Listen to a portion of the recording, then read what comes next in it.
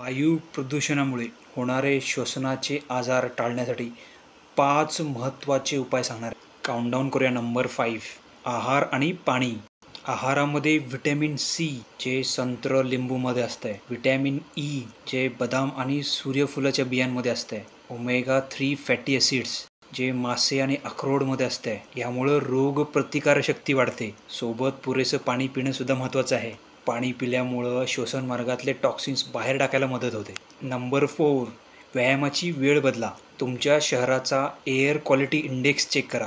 Early morning आणि late evening यावेळी प्रदूषणाची पातळी सर्वाधिक असते. AQI म्हणजेच एअर क्वालिटी इंडेक्स साधारणतः दुपारी कमी असतो. अशावेळी इंडोर एक्सरसाइज करू शकता.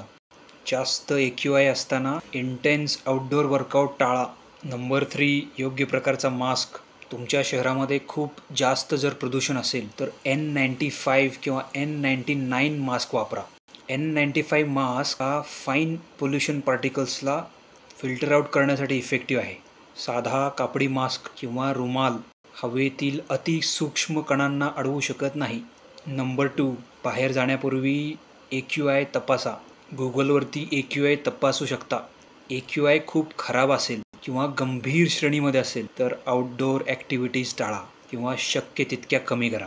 आणि नंबर 1, घरामध्ये धूप, मेणबत्त्या, अगरबत्त्या हे सगळं जाळणं टाळा.